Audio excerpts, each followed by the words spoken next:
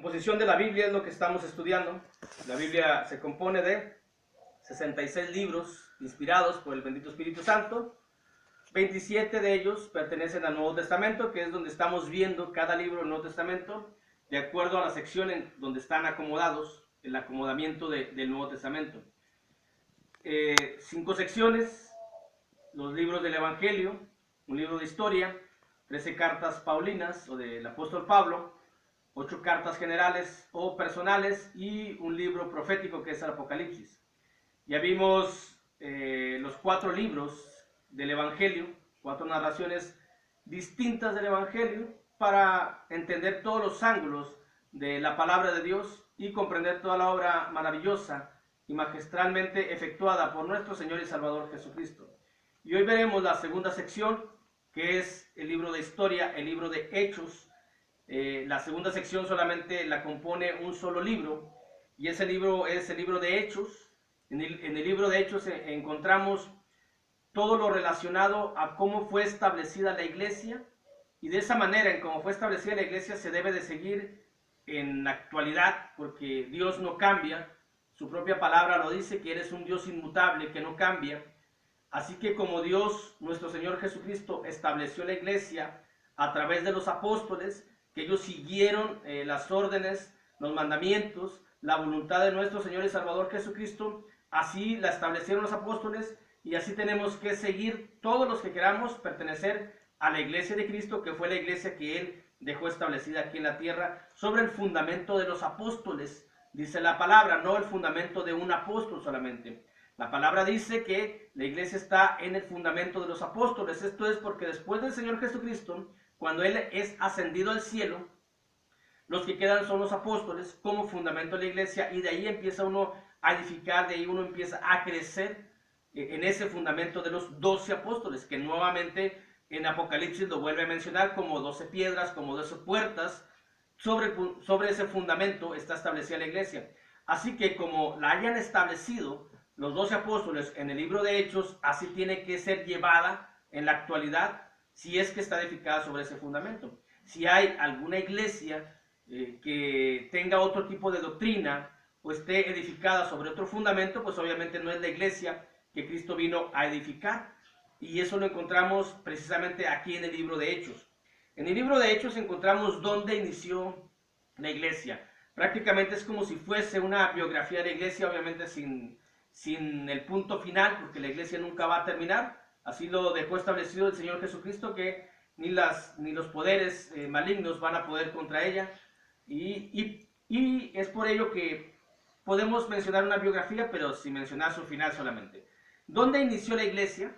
La iglesia, nos dice el libro de Hechos, que inició en la ciudad de Jerusalén. Dice Hechos capítulo 1, versículo del 1 al 4. También este libro lo escribió Lucas, el que escribió el tercer libro del Evangelio, Lucas. Dice la escritura, Hechos 1, del 1 al 4. En el primer tratado, oh Teófilo, hablé acerca de todas las cosas que Jesús comenzó a hacer y a enseñar, hasta el día en que fue recibido arriba, después de haber dado mandamientos por el Espíritu Santo a los apóstoles que había escogido. De ahí vemos cómo está el fundamento de los apóstoles, y sobre ese fundamento se edifica la iglesia, pero en todos los apóstoles, no nada más en uno solo, como algunos suponen y como algunos siguen. A quienes también, después de haber padecido, se presentó vivo con muchas pruebas indubitables, apareciéndoseles durante 40 días, y hablándoles acerca del reino de Dios. Y estando juntos les mandó que no se fuesen de Jerusalén, sino que esperasen la promesa del Padre, la cual les dijo, oísteis de mí. Y esa promesa viene en el Evangelio de Juan, en el Evangelio de Lucas. También encontramos la promesa del Espíritu Santo con poder a los apóstoles, que fueron los únicos que recibieron con poder el Espíritu Santo para poder hacer señales, prodigios o milagros, que sería la misma palabra. Después de los apóstoles ya nadie tiene ese poder de sanación, nadie tiene ese poder de hacer milagros. En la actualidad ya no hay milagros. Lo único que hay es la bendición de Dios, pero no hay milagros. Si están en la espera de un milagro, no los hay. Así nos lo dice la Escritura. Así nos va diciendo la palabra de Dios. Todos los milagros, todas las señales, todos los prodigios ya fueron hechas para confirmar la palabra. Inició pues la iglesia de Cristo, la iglesia que Cristo vino a edificar en la ciudad de Jerusalén. Ahí, así lo manda el Señor, así lo dice, y esta es palabra de Dios. El poder de la iglesia, dice el capítulo 1, versículo 8, el poder de la iglesia. ¿Cuál es ese poder que tiene la iglesia? Es un poder grande, prácticamente es todo el poder que puede haber, y eso lo tiene la iglesia que Cristo vino a edificar. Por ello nunca va a ser destruida la iglesia de Cristo. Dice el capítulo 1, versículo 8. Aquí encontramos el poder de la iglesia. Pero recibiréis poder cuando haya venido sobre vosotros el Espíritu Santo, y me seréis testigos en Jerusalén, en toda Judea, en Samaria y hasta el último de la tierra. Es el Espíritu Santo el que le da poder a la iglesia de Cristo, o por el cual la iglesia de Cristo tiene poder para subsistir, para seguir adelante, para crecer, para enseñar, para ministrar y en el crecimiento espiritual por el bendito Espíritu Santo. Este es el poder que hay en la iglesia. Luego encontramos también cuándo inició la iglesia que Cristo vino a edificar. ¿Cuándo es cuando inició? Y eso lo encontramos en Hechos, capítulo 2, versículo 1. Cuando llegó el día de Pentecostés, estaban todos unánimes juntos y de repente vino del cielo un estruendo, como de un viento recio que soplaba, el cual llenó toda la casa donde estaban sentados. Y se les aparecieron lenguas repartidas como de fuego, asentándose sobre cada uno de ellos, sobre cada uno de los apóstoles, nada más. No de nadie más. Nada más los apóstoles tuvieron poder para sanar, para hacer prodigios, para hacer milagros, para hacer señales. Aquí es cuando inicia la iglesia, el día de Pentecostés. El día de Pentecostés eran 50 días después de la Pascua, por eso por el nombre Pentateuco, 5, 50, el día de Pentecostés, 50 días después de la Pascua, 10 días después de que el Señor fue recibido en gloria en los cielos, porque Él dice que estuvo 40 días apareciéndoles y enseñándoles todo lo relacionado al reino a los apóstoles, así que 10 días después fue cuando vino el bendito Espíritu Santo y se inicia la iglesia. Quien da el primer discurso pues es el apóstol Pedro, y después ahí es cuando inicia la iglesia. Ese día, el día de Pentecostés, Jesucristo, dice la Escritura, los evangelios, que Él empezó a ministrar a los 30 años de edad, de acuerdo a la ley, porque Él vino a cumplir la ley. En el libro de Números del Antiguo Testamento encontramos por qué 30 años. 30 años ya se consideraba una persona apta para poder estar dentro de lo que ya en los tiempos de Jesús, para poder leer en la sinagoga, tenía que tener como mínimo 30 años para poder hacer esto. Jesús por eso inició su ministerio a los 30 años, para cumplir la ley, porque Él vino a cumplir la ley. Por ello podía entrar a la sinagoga y le daban la oportunidad de que leyera las Santas Escrituras o las Sagradas Escrituras. Tenía 30 años cuando inició, y también lo encontramos en los Evangelios. Y los 3 años y medio que anduvo, o 3 años, pues puede ser 33 años y medio, pero lo que es el año es en el año 33 después de Cristo. Puede ser en el 7º, 8º mes, eso no se puede establecer de una forma muy segura, o duraríamos mucho más tiempo para encontrar exactamente el mes en el que inició. Bueno, el mes en el que inició, pues sí, lo podemos encontrar, que es el mes de junio para nosotros, pero para encontrar 3 años, cuál fracción sería muy ampliar esta información, que esa la vamos a encontrar nuevamente cuando veamos el contenido de la iglesia, el contenido de la palabra de Dios. En el año 33 es cuando inicia la iglesia, así lo dice la Escritura. Ahora vamos a ver cómo se es parte, cómo se es miembro de la iglesia que Cristo vino a edificar. Y esto también lo encontramos en el libro de Hechos, capítulo 2, versículo 37 y versículo 38.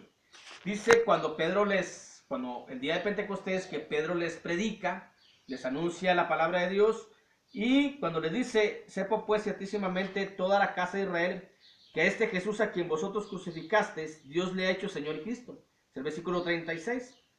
Y eso es lo que nosotros entendemos cuando se nos evangeliza. Entendemos que por nuestra culpa el Señor Jesucristo fue crucificado. Todos tuvimos culpa para que el Señor Jesucristo fuese crucificado. Todos, no nada más ellos. En la actualidad todos tenemos esa culpa. Todos tenemos, por nuestros pecados, el Señor Jesucristo fue crucificado. Y cuando uno oye eso, pues obviamente uno se siente triste. Entonces, si uno quiere redimir en algo ese sacrificio de Jesús, pues tiene uno que preguntar, y eso fue lo que hicieron los varones que estaban ahí. Al oír esto se compungieron de corazón y dijeron a Pedro y a los otros apóstoles: varones hermanos, ¿qué haremos? No nada más le preguntaron a Pedro, también a los demás apóstoles, porque la iglesia está edificada sobre el fundamento de todos los apóstoles. Dice: ¿qué haremos? Pedro les dijo: arrepentíos y bautícese cada uno de vosotros en el nombre de Jesucristo para perdón de los pecados y recibiréis el don del Espíritu Santo. El bautizo con un arrepentimiento, y luego encontramos con una confesión por el nombre de nuestro Señor Jesucristo, es el pase de acceso para ser parte o miembro de la iglesia que Jesucristo vino a edificar aquí en la tierra. Luego, después de hacer esto, dice el versículo 47, alabando a Dios y teniendo favor con todo el pueblo, y el Señor añadía cada día a la iglesia los que habían de ser salvos. Encontramos pues la historia de la iglesia, dónde inició la iglesia, cuál es el poder de la iglesia, cuándo inició la iglesia, cómo se es miembro de la iglesia. Vamos a ver cuál es el nombre de la iglesia. En Hechos capítulo 11, versículo 26, dice la escritura: este es el nombre de la iglesia que viene en el libro de Hechos, luego confirmado por Pablo en las cartas. Dice: os saludan todas las iglesias de Cristo. Ese es el nombre de la iglesia que Cristo viene a edificar. El nombre de la iglesia es Iglesia de Cristo.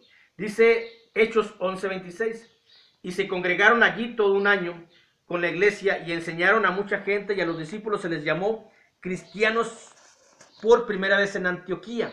Se les llamó cristianos porque eran discípulos, porque eran seguidores de Cristo, sin ningún adjetivo.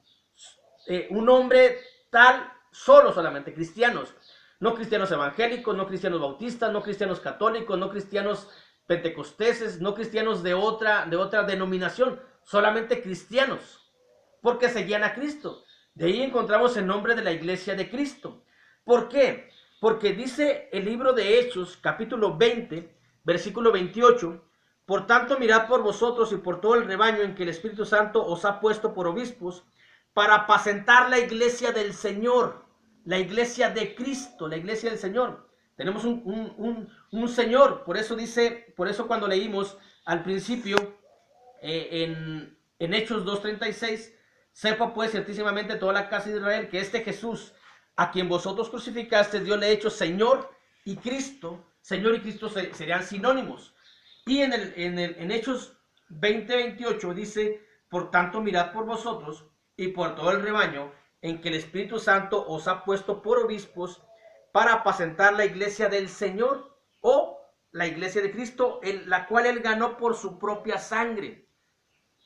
No podía tener o no puede tener otro nombre la iglesia de Cristo más que el propio nombre de aquel que dio su vida por ella, porque el Señor es quien dio su vida, y obviamente tiene que tener su nombre porque es de él.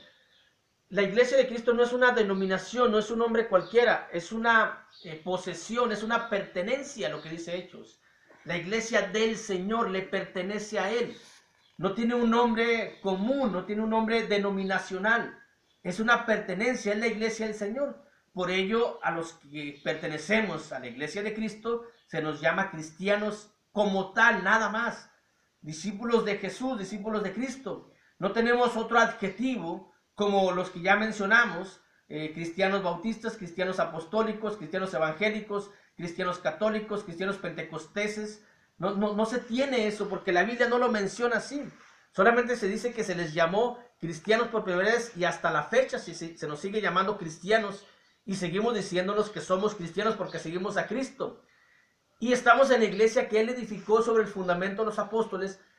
Esa iglesia lleva por nombre Iglesia del Señor, Iglesia de Cristo. Señor es lo mismo, y para Cristo. Entonces es Iglesia de Cristo como pertenencia. Dice el libro de Isaías, capítulo 42, versículo 8. Y Jehová, yo Jehová, este es mi nombre, y a otro no daré mi gloria ni mi alabanza a esculturas. Por ello la iglesia de Cristo la iglesia que Jesucristo vino a edificar no debe tener otro nombre más que el nombre de él, porque dice Isaías como una profecía, Esto viene ya estando en lo profético, y lo profético es algo que tiene que pasar y tiene que ser así como Dios lo estableció. Dice, a otro no daré mi gloria ni mi alabanza a esculturas. Es decir, Dios no le está dando el honor a nadie más que el honor que tiene a sí mismo por haber muerto en la cruz. Dios, nuestro Señor Jesucristo, por haber muerto en la cruz. Lo que nos dice Isaías es de que no le va a dar la gloria a otro, ni a otro nombre, ni a otro, aunque sea bíblico. Pentecostés es bíblico, Bautista es bíblico, pero la Biblia dice que no se le va a dar la gloria a otro más que a él mismo, ni a esculturas tampoco, ni la alabanza a esculturas. Por ello, la iglesia de Cristo, que Cristo vino a edificar, tiene que llevar por nombre Iglesia de Cristo, porque no se le va a dar gloria, no se le va a dar la alabanza a otro que no hizo nada por la iglesia. Juan el Bautista no hizo nada por la iglesia, no murió por la iglesia. Juan, aunque murió por dar el testimonio de Jesús, pero no murió por la iglesia y no edificó la iglesia. Pentecostés tampoco. Católico no sé qué signifique, pero no edificó la iglesia. El único que la edificó es Cristo. Y por ello dice aquí en Isaías que no se le va a dar la gloria a otro, sino solamente a él mismo. De ahí que el nombre de la iglesia que Cristo vino a edificar es Iglesia de Cristo. Por ello lo encontramos en el libro de Hechos, donde encontramos la historia de la iglesia, y así como está establecida en el libro de Hechos, tiene que seguir en función como lo hay. Iglesia de Cristo hay por todo el mundo, por toda la faz de la tierra, en todas partes encontramos Iglesia de Cristo. Si alguno quiere ser parte de la Iglesia de Cristo, ya sabe lo que tiene que hacer. Esta es la iglesia que Cristo vino a edificar. La iglesia inició en Jerusalén con el fundamento de los apóstoles. El poder lo tiene el Espíritu Santo. Y para ser miembro de la iglesia que Cristo vino a edificar, tiene uno que arrepentirse, tiene uno que bautizarse en el nombre de nuestro Señor y Salvador Jesucristo para recibir el don del Espíritu Santo, que es quien da poder para poder seguir ministrando la palabra, evangelizando y predicando. Pero vamos a continuar el próximo lunes o martes, dependiendo de cómo se vaya presentando las actividades dentro de aquí de la iglesia. Continuaremos con el libro de Hechos, primer libro de Hechos, único libro de historia de la iglesia de Cristo. Dios los bendiga.